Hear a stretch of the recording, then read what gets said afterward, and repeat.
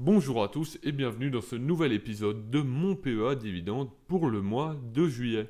Je ne vais pas vous représenter tout le portefeuille avec chaque nom d'action, avec le nombre de parts, étant donné qu'il n'y a pas eu de mouvement ce mois-ci. Je vous laisserai mettre pause si jamais vous voulez le voir, le portefeuille en entier. Mais par contre, je vais parler des plus-values des deux nouvelles actions que j'avais rentrées en portefeuille, donc Admicom et Talenom. Donc on peut voir que celles-ci sont déjà en belle plus-value. 379 euros pour Admicom et 231 euros pour Talenom, mais ça on y reviendra après quand je vais présenter un peu les valeurs. Donc comme dit, pour la partie achat et vente, je n'ai acheté aucune action comme je n'ai vendu aucune action. La somme des mouvements pour ce mois-ci est donc de 0 euros. En ce qui concerne ma rente en dividende, j'ai rajouté ici les lignes d'Admicom et de Talenom. J'ai une rente annuelle de 1825,64 euros pour une valorisation des PRU de 46 467 euros, ce qui donne un rendement du portefeuille de 3,93 euros.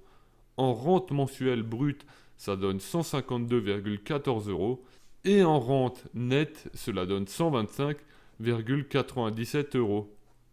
Et avec, j'avais mis juste ici un objectif à 135 euros, ce qui nous donne encore une différence de 7,17%. En ce qui concerne les dividendes reçus, j'ai reçu 65,5 euros de Orange, 90 euros du groupe Guillain, 33 euros de Vivendi, 52,8 euros de Total, 72 euros de Rubis. J'ai demandé le paiement en titre pour Rubis, ce qui nous donne un total pour le mois de juillet de 313,30 euros. Ce qui est un peu moins que le mois de juin, mais ça reste quand même une très belle somme. On arrive donc à un total depuis le 9 décembre 2020 de 1377,30 euros de dividendes perçus. Comme dit, étant donné que je n'ai pas fait beaucoup de mouvements ce mois-ci, je vais juste encore vous présenter les mouvements du titre Admicom et les mouvements du titre Talenom que j'avais rentré en portefeuille. Donc cet épisode sera bien sûr très court. On va commencer avec Admicom. Donc souvenez-vous, j'étais rentré juste ici sur les 87 euros sur ce support. Les résultats de la société ont été publiés, ça je vous le montrerai juste après. Ces résultats étaient très bons et là on peut voir que le cours a rebondi sur ce support en vert.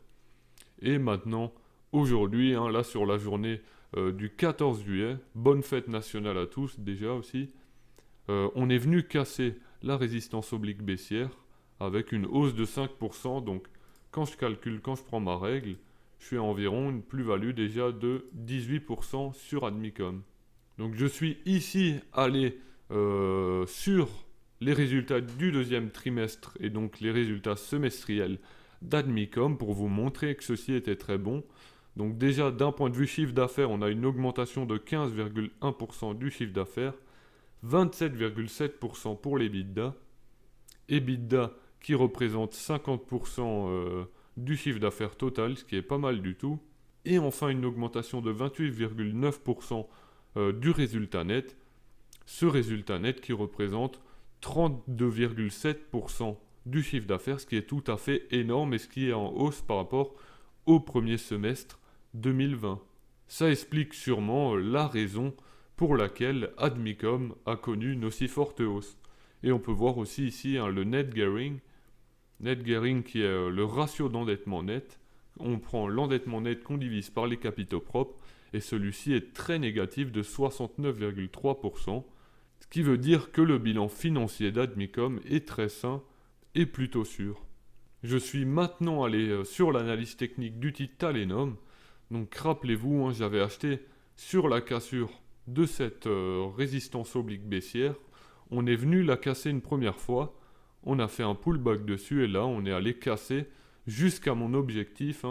Ce qui me fait à la louche une plus-value d'environ 13% pour l'instant, même si Admicom est aussi un titre que je souhaite garder en portefeuille étant donné que je trouve que c'est un titre très beau fondamentalement et avec un potentiel de fast grower à long terme. C'est déjà fini pour cet épisode, je ne sais pas quoi vous dire de plus étant donné que je n'ai pas fait de mouvement. D'ailleurs je pense bientôt reprendre du total et aussi comme dit, comme je vous avais déjà dit dans la dernière vidéo, je souhaite aussi augmenter mon exposition sur les marchés scandinaves, à voir ce que cela va donner dans les prochains mois. Merci encore d'avoir regardé cette vidéo, n'hésitez pas à la liker et à la partager. Rendez-vous ce week-end pour le calendrier boursier, du contenu arrive très prochainement.